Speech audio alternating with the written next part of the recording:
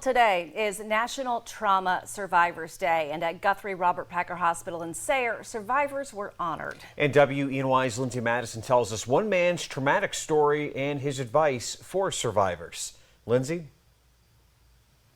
Nick and Renata, today one Smithfield Township man recounted the day his life changed forever. He says it's because of the entire team of firefighters, EMS, and trauma doctors that he's alive today. People thought I was going to die. A lot of people thought I was going to die. Raymond Rose says August 7th, 2024 was like any other day. He was cutting his grass and working on his field when things took a bad turn.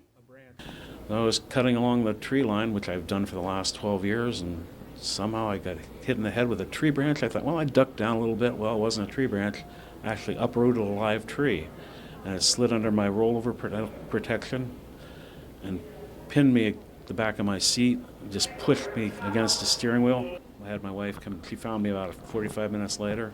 I said, please cut the seatbelt out. Maybe I can crawl out from under it. I couldn't move. His wife called an ambulance and Roe was airlifted to Guthrie Robert Packer Hospital. He spent a week in the intensive care unit and a few days in the hospital with a broken shoulder and collapsed lung.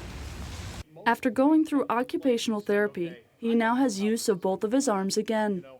The trauma medical director for Robert Packer Hospital says days like today are great because it allows doctors to see how far their former patients have come. Every year there are about 150,000 people that die from traumatic injury in the United States, but fortunately we have more than 3 million survivors.